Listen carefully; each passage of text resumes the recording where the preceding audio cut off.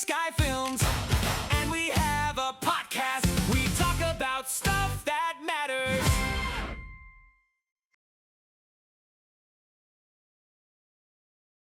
Welcome to the Gray Sky Films podcast, where we break down what actually goes into creating meaningful content. The very best video projects are rarely about the idea or the budget. They succeed because of the partnership behind them. When clients and creative teams work together with trust, collaboration, and shared goals, the work gets better across the board.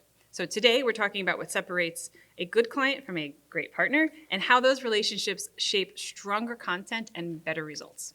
And we are joined with none other than Marissa DeMeo, who we've known for a very long time. Thank you. Welcome. You are head of sales and marketing at Geller Global Group. Correct. If it's easier for you, you can just go with GGG. GGG. And you've been doing marketing in the food space for 20 plus years now, right? Yes, the food I have. import space. Yes, I have. Beautiful. So let's talk a little bit about what Dana was setting this up here and talking about, a partnership, and what makes a great partnership. Okay. So a great partnership, whether it's a video project or if I have my sales hat on and I'm working with a customer, or yes, I have to work with a supplier to bring in a new product, there's really three pillars. And I say this all the time to everybody that's on all of my teams and who I work with cross-functionally. It's products, number one, because that's what we do. We sell food products. It's services. How can I help you? That's the biggest thing. And when I'm working with you guys on a film, it's how can you help me? Right. And then the third thing, and the most important, happens to be relationships. Because if you don't have the relationships, you have nothing else to sell your products to or to offer your services to. People have to trust you. Right. And you have to be as authentic as the story that you're telling. Yeah. You're hitting so many buzzwords that we've had other Across a lot of podcasts on. different That's why I've been in marketing for 20 years. Authentic, trust, it keeps Yeah. coming back, but it's true, right? Yeah. I mean, if you don't have those, then you're You're dead in the water. dead in the water, right? So why do partnerships matter in food and import marketing? Okay. So the company that I work for, I'm going to give you a little history there because I think that working for a company like the one I'm going to explain really creates your root system of how you're going to operate, all right? This is a company with 81 years history. The mothership was Atalanta Corporation. That's who I came to work for originally. And behind Atalanta Corporation is the Gellert family. George Gellert, who is still chairman of the board, God bless him, in his upper 80s. He gets up, he plays tennis every morning at 6 o'clock. I don't even get up at 6 o'clock to play tennis.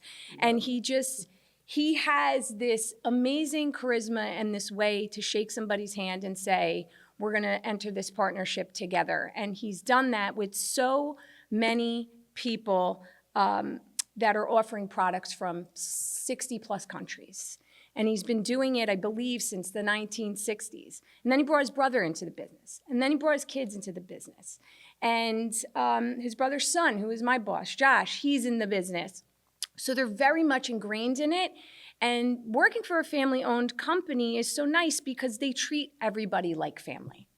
And that is really the basis. And you're not just treating everybody like family and it's disingenuous. You're treating them like family. You're inviting them to your dinner table. You're asking them about their kids.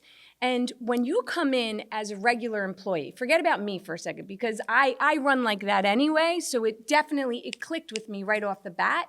But if you just come into a company and you see somebody operating that way, it rubs off on you. You say, okay, this is the benchmark. I have to hit this every day.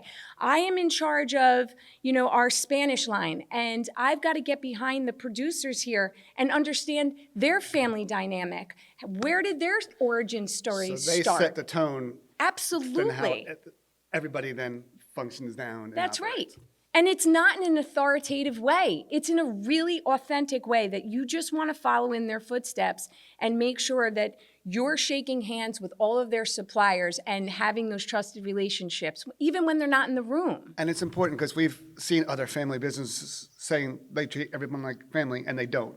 That's right. It's, I think, a common miss on family Yeah. businesses who say they that they do that? Well, guess what? That's called marketing, right? And I'm in marketing, but I will tell you this. If you're not authentic, if what you're selling is not authentic, and sometimes you're selling your story, you're not selling a product. If all of that's not authentic, they are going to know. Whoever the consumer is, they are going to know, and they're not going to trust you, and it's over. And that's why I don't sell cigarettes. It's a good thing that you probably Sorry don't. for all 'Cause my you probably- smoking friends. You'd be selling them to 8-year-olds and they'd be smoking That's cigarettes. Because right. That's how good you are. Before you chime in, we've dealt with that a lot with doing things with you. It's the origin story, right? It's Yeah. the story of, and these brands have such stories behind them, especially years, Italian or whatever country it is. There's Right. such rich stories behind these products. Oh, yeah. Oh, yeah. And when you meet one of these suppliers, I'll use Paolo Tonara, for example, and he's running his family company, and he's making artisanal prosciutto di Parma. And you see his sons come up through the business, and now they're going to take the baton, and he's working with them, and you see these products being made. I have to tell you, it's like you want to sell it because you want this to stay alive. And you're not just there as their business partner, you become their friend. And that is, you go on social media or LinkedIn and have it say, just remember, don't have any friendships at work. This is the big #1 misnomer mistake that you could make as being in corporate America. Forget it. Like, I disagree with all of that. You have to be on the level with people. I agree. Yeah. That's the way I live. And I think you come at this from a very interesting perspective for marketing, because you're not only you're marketing for Gellert Global Group, you're marketing for the suppliers, and so you've got so many different audiences. Yes. Right. So you're marketing the GGG as a company. You're marketing the suppliers to consumers. Like, how do you talk about how you navigate differentiating that, and how you yes, again, all about creating genuine relationships, but Sure. it's so multifaceted. Very multifaceted. And so you're right. There's the branding of the corporation and who the family is. There's the branding of the supplier products. There's the branding of our own GGG brands. And some of those GGG brands are in partnership with the suppliers. So you have to tell the supplier story through the GGG brand to make sure that the GGG brand is authentic. And then what about private label that we do for our customers? Retailers and food service operators and all that, I got to tell their story too. And you guys have been there with me on some of those trips for those projects, that we're telling that supplier story through their brand, because they want their customers to say, we trust you, that you're bringing us the best cheeses, the best meat. And the best way they can do that is, can we borrow your story? And you're working in international markets. It's not just Oh, yeah. branding for the US, you're branding for Canada, you're branding for European countries. I mean, it's We lot. have to. Well, and we do. Yes, we do the Canada arm, and we do some exports. But it is, if we do have a supplier brand, we have to make sure that we understand the DNA of that supplier brand and how they're selling it to other markets, European and beyond. Yes, absolutely. You're almost acting like an agency within a company, because you have so many suppliers Yes. that you're then marketing to be successful, right, with their own individual brands. And you said there's white labeling. It's Yeah. almost like you are almost an agent, acting as an agency within Yes. the GGG umbrella. We're the bridge. Right. We're the bridge. There's many examples where we've had a supplier who does exceptionally well in Europe, let's say, but many times they don't have the funding or the knowledge of, like, how do I reach a US consumer? This is not something that is just limited to us. You know, it's just, if I was in a US market and I was trying to get into another market overseas, maybe the way that I message things here in the US doesn't resonate in that home country. Most likely doesn't resonate. I mean, Correct. It's very different, Correct. So I would have to lean on somebody to help me. How do I message this where, one, I'm staying authentic to what I'm selling, and two, it resonates with the audience that I need to reach? So those are those challenges. What we run into sometimes is, well, this works for us here. I get that, but you gotta trust me. You gotta trust me and try this, that this will work over here in the US. And Me Froma is a perfect example of that. We worked on a project and you guys helped us do this, where sometimes we're telling the story of the product. We did that with Gruyere. We went to the farm, we went and we watched the cheesemaker right in the heart of Gruyere, right in the basement of his house. In the chalet. Yes, in the chalet, and he's making the cheese. And we told this beautiful story, and we had those cuts, and that was used for a specific audience. But then what else did we do? We knew we had to create social media snippets that were going to resonate with Americans in the brand and the products that we were selling. And those had a little bit more of a fun tone, but still were getting across to people, hey, if you're going to buy the best of the best Gruyere AOP, then this is the one that you're buying. And we found a really fun way to connect with a US consumer so that they could understand the difference between a Gruyere AOP versus a regular Gruyere for our brand, Me Froma. It's interesting. The content that we're creating, that we've created together, and I think some additional of your marketing materials, it's a lot of education as well, because I think when you're yes. bringing in products from a European market to the US market, Americans don't necessarily understand the certifications that come along with those foods. They don't. So there's a little bit of education along with that.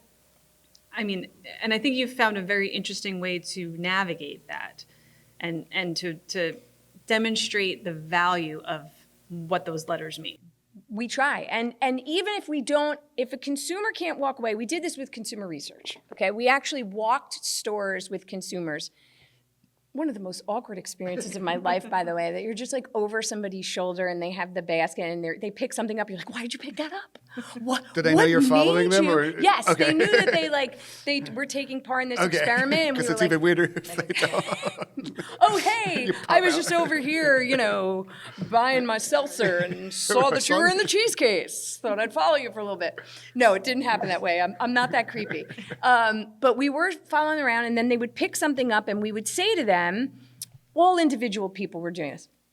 And we would say to them, like, what made you pick that up? And this one example was this butter, and it had the AOP or AOC logo on it, which tells you it has to be made in a certain region and follow a certain quality control and so on and so forth. And we said, why did you pick that up? And he's like, well, I liked the packaging. That's always a good thing. People are looking for that. I really like butter. I said, okay, that's a really good thing.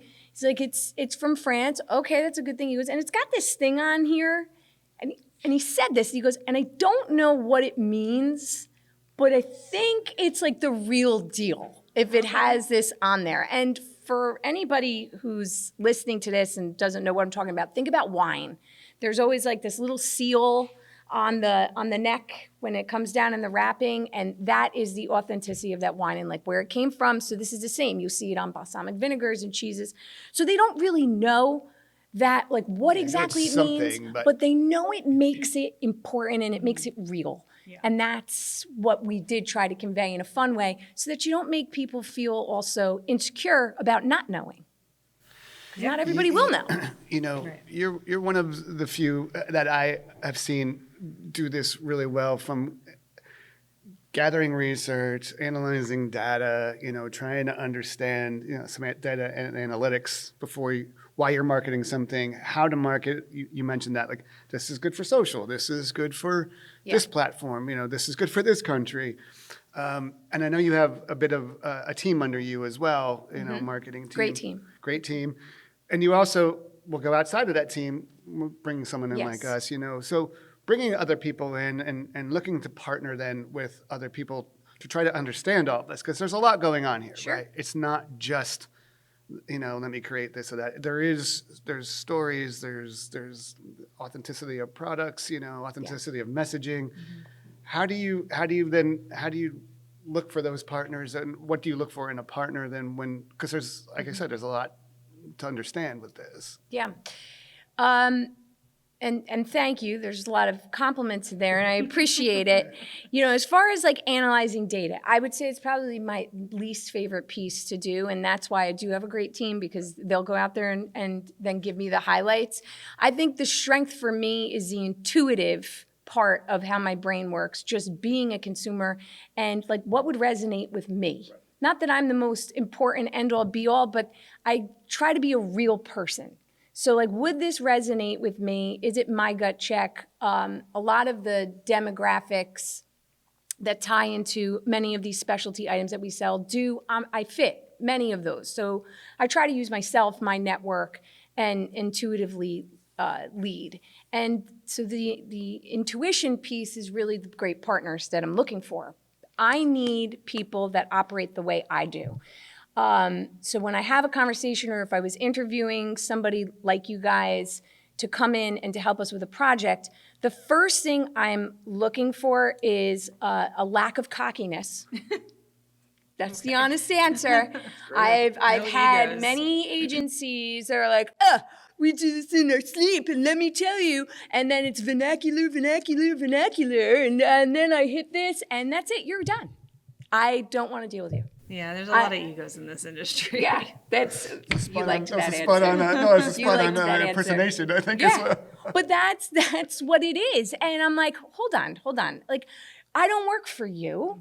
I'm here to tell you what problem I have to solve, or what story I'm trying to create, or what objective I'm trying to hit. And I'm not just going to hand this over to you and say, now you tell me what the brilliant idea is.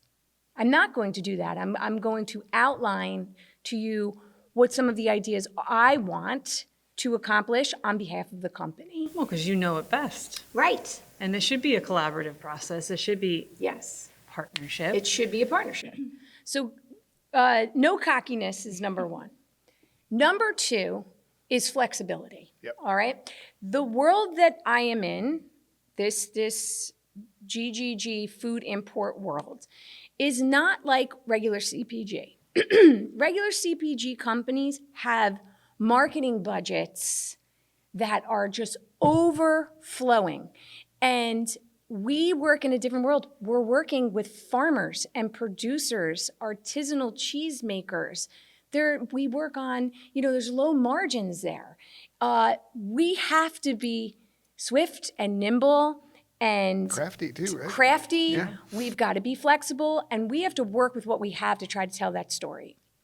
We don't have this endless bucket of money to work for. And I'm okay with it. I like it because I like to figure out, okay, what's the solution going to be here? How do we build a little bit of money and prove that it has ROI, and then maybe build a little bit more in the next year? Maximize it. And also with budgets, when you say something like that, we talk about this a lot, of building, a content ecosystem, being like, okay, you have a spend, we can go do this one video, we're going to travel. What else can we do when we're out there? We're already Correct. there, right? Right. So it's Especially like if we're traveling overseas. Like, Yes. my goodness, you have to be able to who can we maximize get? that. What B-roll can Yes. we get? What, again, coming in with a strategy, not just to Yes. get it for, Yep. fun, but, to get it for a purpose and maximize a spend to get the most content out of a production. And how many times have we done that? We've done every that time. Every time.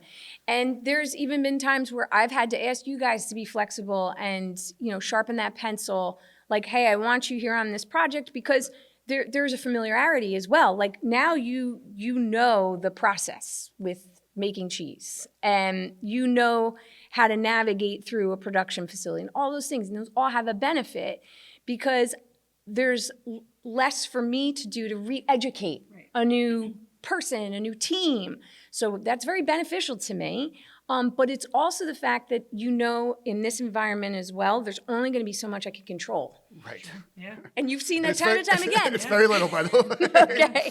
You try ahead of time. You try to make sure the right cheese is on the line. The milk Yes. truck is coming at this The time. milk truck's coming. We Yes. understand all that, but to your point, you can't control Yes. what's happening. Because I have to respect that they're running a business.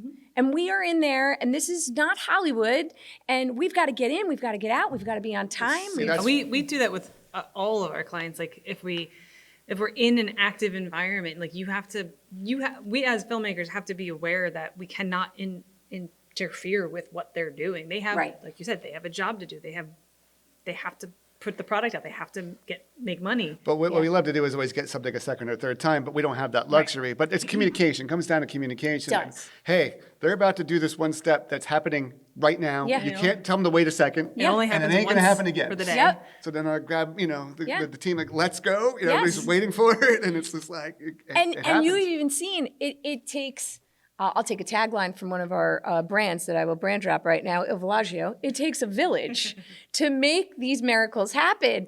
And I've been there with Andrea Berti, he's one of our business development directors, and I've been working with Andrea now for about 12 and a half years. And when we've went on these trips, I need him too, because if something is happening that I haven't even seen yet, that he's been involved in, because we work on different things, he'll flag me down in his very Italian way, and then I'll give him a look in my very Italian-American way, and he's like, this has to happen now. You got to get these people over here now. And I'm like, you got to get over there now. So it's this whole... The looks just go down the line. and they just go down the line. But you need that partnership. Like it's the internal partnership, it's the external partnership, and without it, And it's for the us. product is going to suffer. We need to understand that this is the way it is, and Yes. you know, and be okay with that, right? You know, Right. otherwise we can't be that. What you said before, I know how to do this better. You know, Yeah. it's like, no, this isn't how this is happening. No. You know, you Yeah, have we're to be in- flexible. we're- You have to be. Yes. you We're know, taking a step into their world. They're Right. not coming into our world. Right. Right. It's different. And I have to tell you, it's not traditional marketing what we do. We do marketing, but we are very customizable.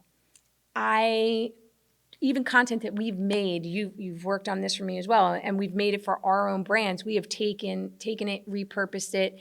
If it's for a private label, we strip it out, so we're just telling them the story. Like everything that we make, I try to figure out a way to use it 10, 15, 20 times over to be able to service a customer, service a product in a different way, give something to the supplier to use in their ways.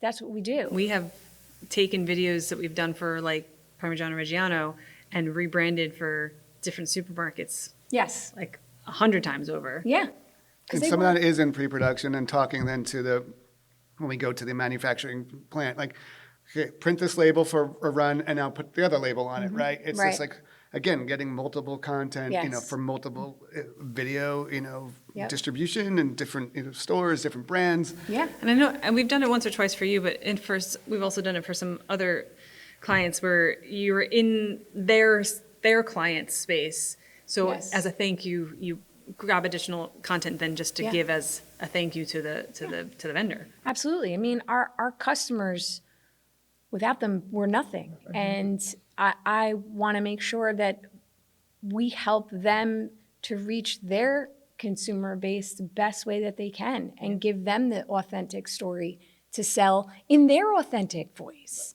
because they have a brand to sell as well. And that's important. So that's what we try to do. I think for us, like once we saw it, once it clicked, right? It was like, okay, I see what's happening here, and I see, you know, this farmer, like you said, or this, Yeah. you know, and then when you get to see that process all the way through, you get it, you know, and then you want to tell their origin stories. You want it to Oh, be yeah. authentic to them. It's not cookie cutter. Yep. Nothing really we do is cookie cutter, but even with this, because you say, oh, cheese is cheese, right? And but it's not. not. It's not. It's not. You know, Some of the processes are similar, but Right. the Yeah, yeah, history yeah. is so different. I go back to what I said in the beginning, it's relationships and it's people. And when you can see the people behind something, it's so hard to turn that off. And like what I always want everybody to do is when they pick up a wedge of Parmigiano Reggiano, if they saw that video, I want them to think about who was in the video. Everything from the experience, from milking of the cow to the cheese making to who's actually even enjoying it. Like you want the audience to say, okay, there's more behind this than just this piece of cheese in this plastic, because there is. And you know, from our perspective, you said it before too, you have to be flexible. You have to be, things may not go a certain way, or you may think you're going to go get in and get this and something else went down, or you just have to be flexible Yeah. in the whole process of, we had an energy client, the same way we were documenting them putting energy wire poles up, and they had a helicopter flying around Yeah. doing it, and things just changed, and all of a sudden, this is not happening today. Oh, wait, no, it's happening, tomorrow. Right. Can you be ready in an hour? And you have to just kind of be like Yeah. ready to go. I And know. understanding what you're dealing with, I Yes. think, is part of that partnership from both sides. Yes, You know, we and I will say, I'm so grateful because every project that we've worked on with you guys, and Mark, you don't hide it as well as Dana, but when I have to be the bearer of bad news that things are going wrong and going downhill fast, like- and, you know. He's got no filter. Yeah, I'm like, you have no "What?" filter. You're like, Okay. this is messing it. Like, I could see it all unraveling in But- your but it brain, but unravels you quick. still go, okay, all right, Yeah. Merce, we're just going to get through it. It's like, what are you just saying? Yeah. Okay. This needs a second to compute.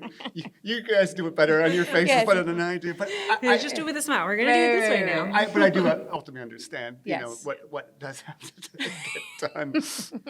I have a question for you that's a little unrelated from the relationship side, just out of curiosity, Yeah. because I know a lot of the suppliers that you work with, they're similar, right? Maybe it's a different product, maybe it's a different country, but they're all family-owned business. A lot of them are family-owned businesses, and they're run Yes. very similarly. So how do you differentiate the brands and from a marketing perspective? How do you keep it fresh for Yeah. you? What makes it a little bit easy is the fact that usually one brand represents a category. So Mi Froma is cheeses from Switzerland, and Gruyere is the hero of that category, and Il Villaggio represents one, you know, major partner behind our Parmigiano Reggiano, and so we have Italian partners, and it's either divided. Even all those Italian partners, there's a lot of Italian partners. They have their supplier brand, and they're partnering with us on Il Villaggio, or we're just exclusively offering their supplier brand.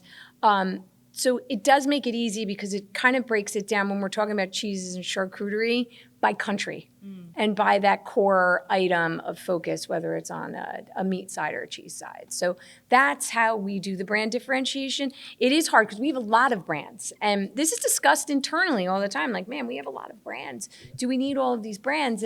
And just focusing on the specialty cheese and the deli side, yes, you do. You need a brand to represent Spanish products, and you need a brand to represent Italian products, and you need a brand to represent UK products. So it kind of shakes out where, yes, they're all making cheese or they're all making charcuterie in a sense, but what they do is so unique that they get to have their own identity, which is unique. awesome. And within Italy, this one region does this one. Like That's right. It's not like you're seeing 12 of the same. Yes. And, you know, Parmesan Reggiano is a Parmesan Reggiano. That's right. It's like Well, and I think that you're also not solely focused on the process of making the product. There's also animal welfare, and Yes. there's environmental things. So I think you have found different avenues to create content in. Oh yeah. I mean, Beamster, telling the Beamster story is one of the best stories, and the happy cows. the happy cows. And I'm 46 years old, and I'm like really stressed out, man. And if I come back in a new life, I hope I come back as a Beamster cow. Okay, they Why? live. Why? They get to sleep on water beds. Middle of the day, they want a cow massage. You just walk up to this machine, and it's like, "We got you, Bessie. Don't worry about it." They're running around right now over there in a tulip field. I mean, that's a pretty good life. I'll take that. Tulip fields, no laundry to do. I'm good. Just saying. Got 2 kids. There's a lot of laundry. The happy cows come from Amsterdam. Yeah. From the Netherlands. From the Netherlands. They just won, by the way. Beamster just won best cheese in the world. Really? Best cheese in the world. We're super excited about that for them. So I know, like I said, you have your internal marketing team. I assume you like to work with more long-term partnerships than one-off projects, right? Yes. I mean, that just helps you in the long run Mm-hmm. because you typically come back for a lot of the similar work, Yes. right? So to be able to build that relationship, what are, you know, I know we talked about it, but what are the benefits of doing it that way? Okay, so first off, again, core of who I am as a person is whether it's a friendship, a family member, a business partner, when it feels right and you know that this is a good connection for you, just on a human level, why would you not want to keep that connection? You want to build upon that connection. You want those people in your network for whatever reason. On a friend's side, it's for emotional support. You know, you guys have commonalities and you can connect in a certain way that you just can't connect with other people. And in business, it's the same. I mean, first off, if I hire an agency or you guys, for example, and the first time we do a project and it doesn't work, I'm probably not going to go back. I'm going to try again with somebody else, right? But if it works, I'm going to say, this is really great. They learned a lot from this process. I really enjoy working with them. I only have to deliver the message once. Great. That's a big one for me. If I only have to deliver the message once, I'm very happy. And with you guys, I've always only had to deliver the message once. If someone, again, I'm going to use you guys as the example, if someone also steps in because they have paid attention to how I work, and they're like, hey, we see the challenges, we see this, we see this, we see this. What if we approached it like this with you this time? You're now getting into the DNA of what I need to accomplish, what the company needs to accomplish, and that means you care, Right. okay? For better or for worse, me, it's all heart. And you get hurt a lot with that.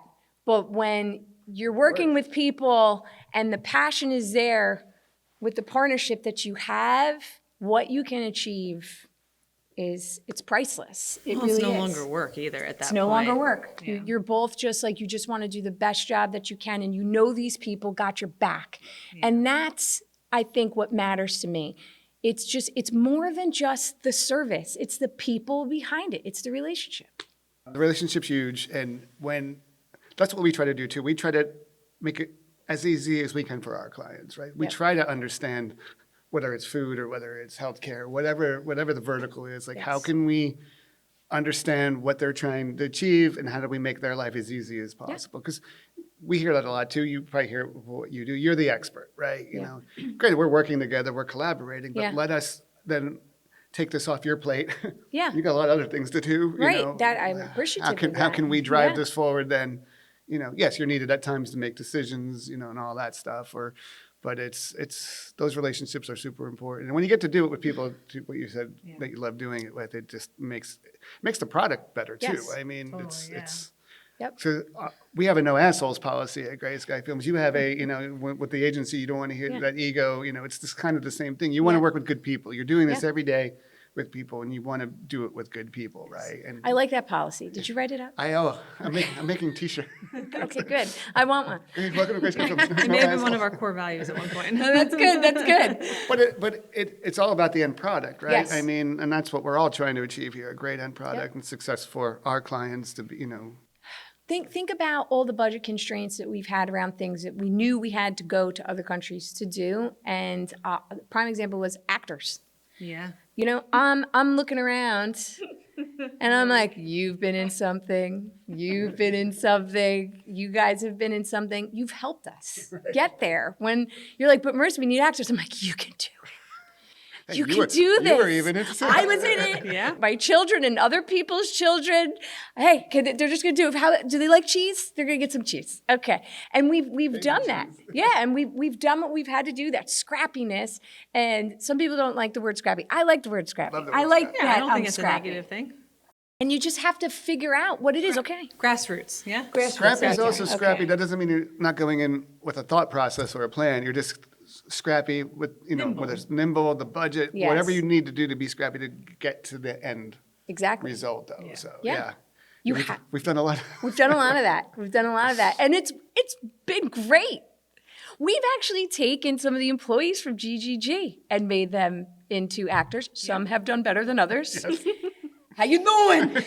That one didn't end up so well. It took We about tried. 93 takes. We tried. But God, once we finally got him to do it that one time, it was perfect. It was perfect. But yeah, it took him a while to get there. So what advice would you have for other marketing directors? I mean, we've covered a lot of it, right? But, you know, I mean, obviously, even being brought in early to the process helps. You know, it's always about understanding Yeah. the mission, you know, and being able to collaborate early on. But what advice would you have to other marketing directors or marketing and sales? Okay.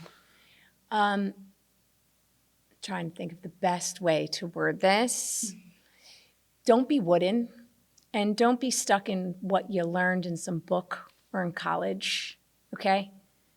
You have to be part of whatever it is that you're trying to build.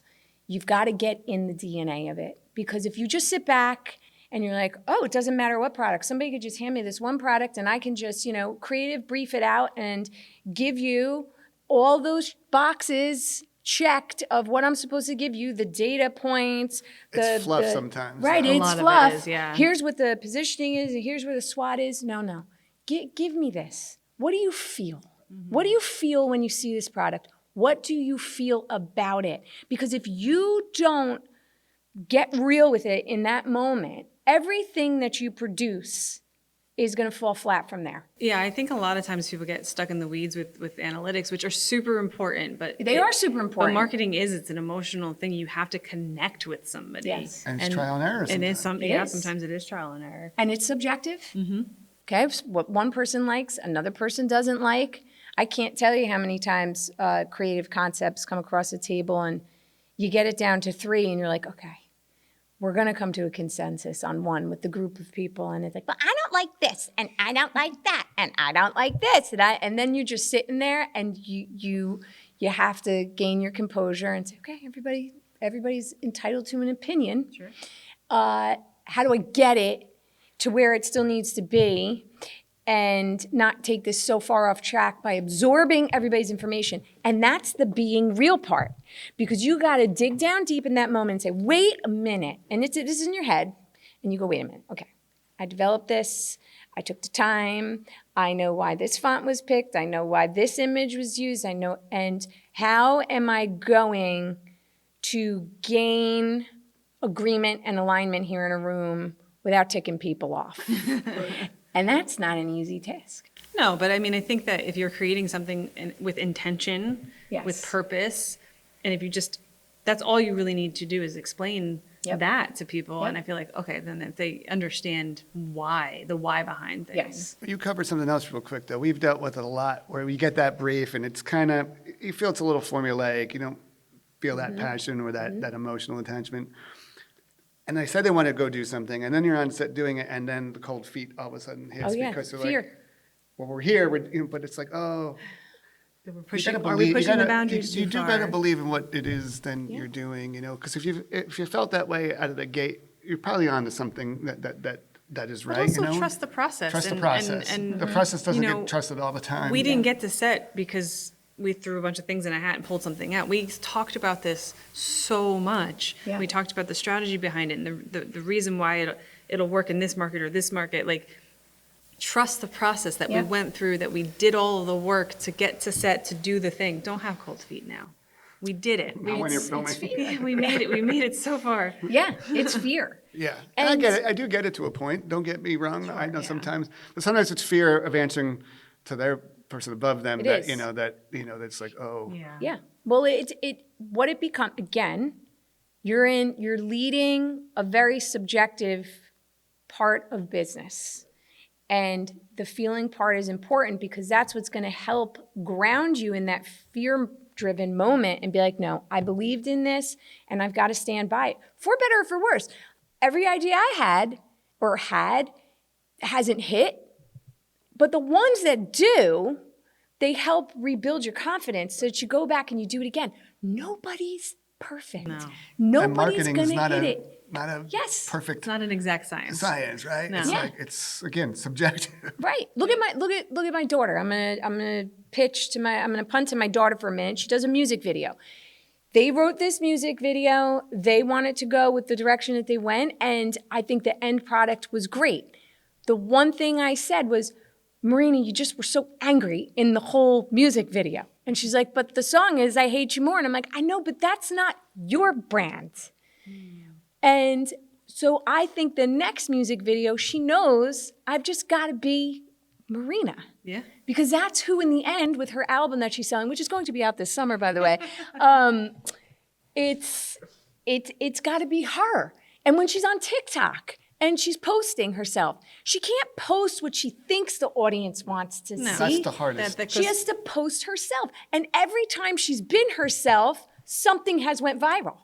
That's the power of authenticity. Back to that word, right? Right, You right know, back to that, yeah. understanding your brand, understanding being authentic, and that's usually what then resonates. Yeah, yeah. And you got to be okay with failure. And I had to get there. I have had which is another podcast called Therapy, you know, a lot of trauma in my life. So what happens is anytime that a failure is, I see it like I'm going to fail in one area, I think that's the end of me. Like no one will ever look at me the same because I failed in this one little area, and I turn one little minor failure into this devastation. And it comes with age, is all I can say, is that you start to compartmentalize that and say, this doesn't define me. And what am I going to, I'm going to be the grown up now and learn from this little failure and say, here's the things I'm going to do better next time. And here's the things I'm never going to do again. And that's the same in marketing. That's what brand refresh is all about, okay? If you didn't hit the mark, you could get a second chance. Right. It's not the Or end a all. third, Third yeah. chance. You do your best with analytics, research, Right. authenticity. Sometimes, a lot of times it hits, and sometimes it doesn't. Yeah. You just gotta, like you said, refresh, tweak, and Yes. and Yeah, put it back that's out. been a reoccurring theme actually in all of the episodes of this podcast is not being afraid to, I'm not gonna say fail because not Right. everything's a failure, but like to make a mistake and to learn from it and to try Yes. something different, to Yes. pivot, try something different. Yes. Well, thank you. Thank you you. for a great partnership all these years as Yes. well. Thank you for coming out today. We appreciate Yep. it. And as I say at the end of all these, let's cut, and that's a wrap. All right. Thank you. All right.